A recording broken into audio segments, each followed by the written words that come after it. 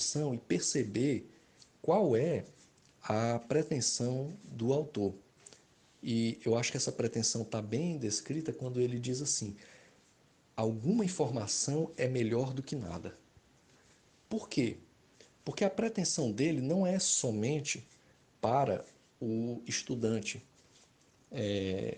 de filosofia, o estudante cristão que se depara com os textos filosóficos. Ele eleva, sim, o nível do texto para que essas pessoas se sintam contempladas.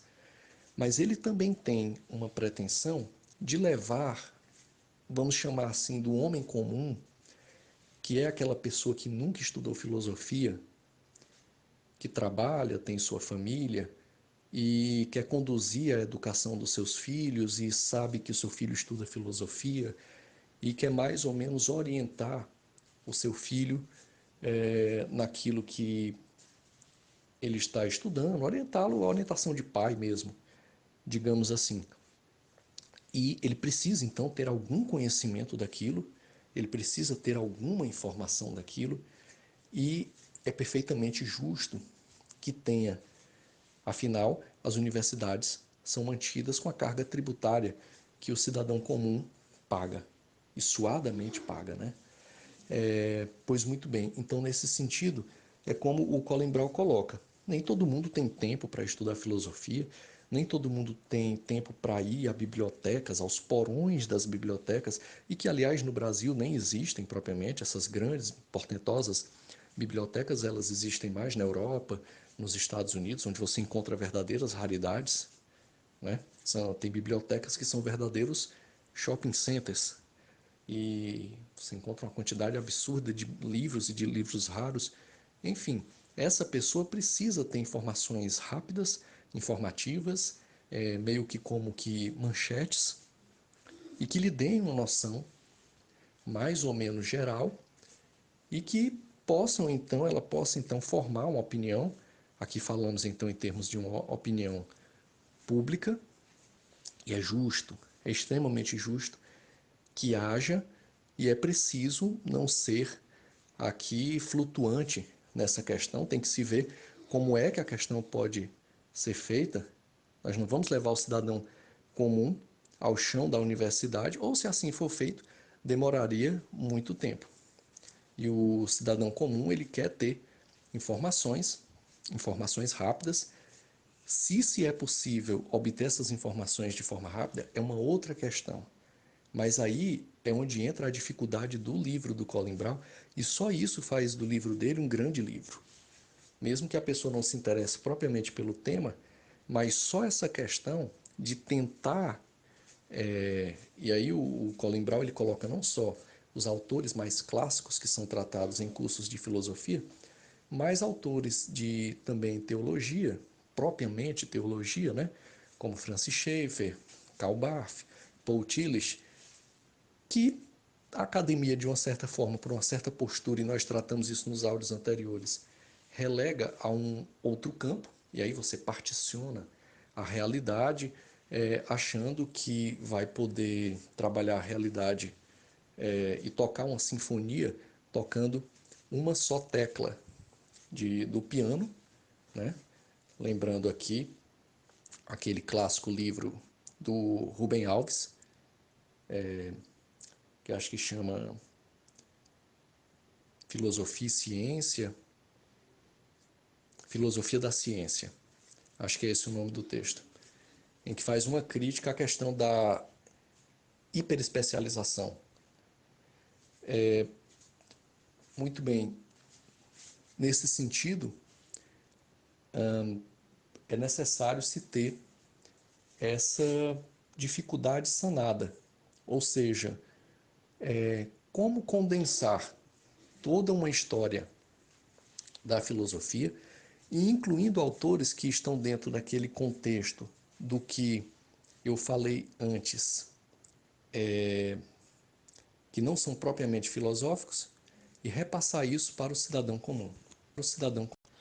Uma outra dificuldade que o Colin Brown aponta no seu livro é a fonte em que ele teve que buscar tais informações.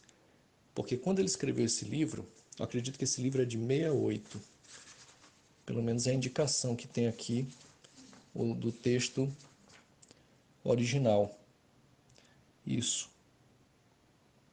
68.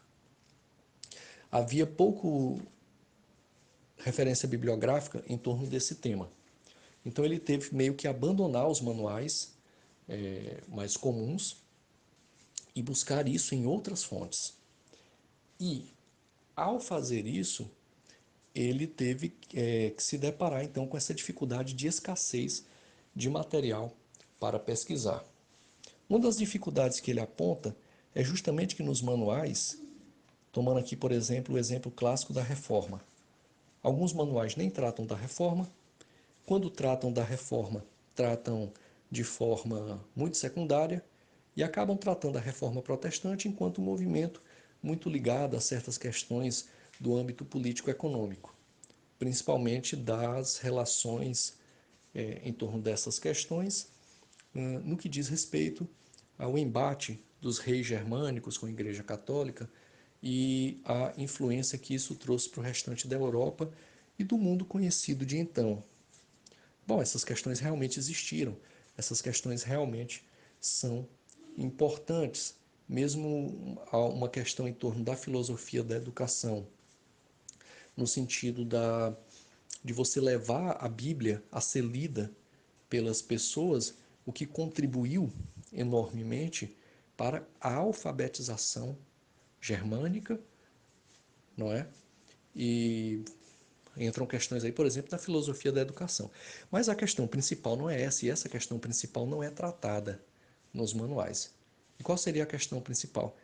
A questão principal é que, assim como Agostinho de Hipona, assim como John Wesley, assim como Karl Barth, Martinho Lutero também teve a sua fé avivada pela Bíblia e, sobremodo, pelos Evangelhos e pela Epístola aos Romanos.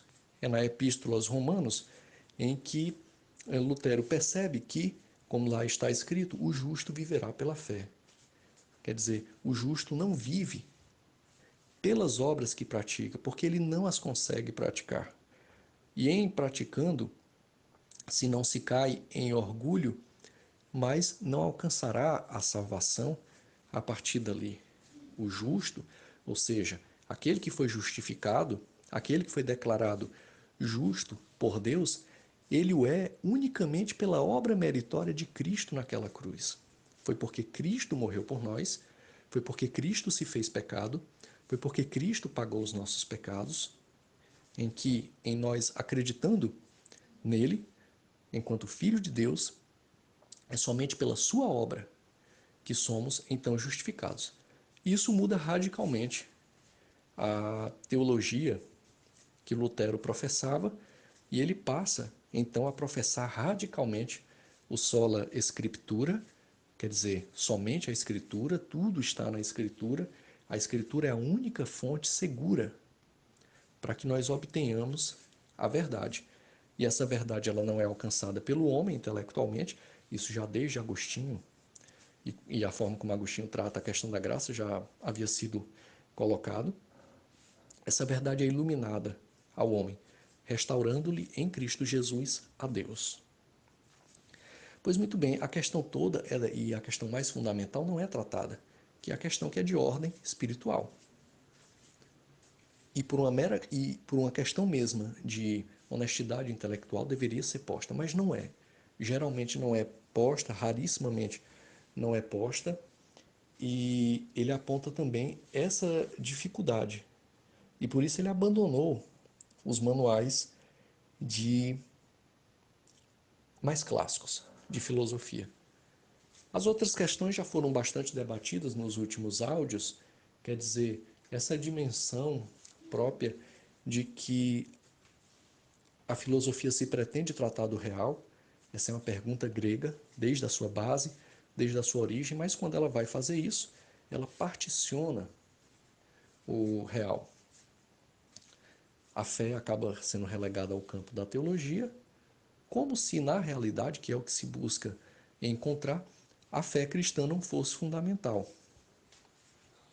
E em sendo fundamental, ela deveria ser tratada assim. Ficamos por aqui hoje. Deus não está morto e muito menos na academia. E o lugar da Bíblia é em todo lugar. E por que não também nas faculdades de humanas, principalmente nas de filosofia? Um fraterno abraço e que a paz de Cristo fique com todos. Fique com todos.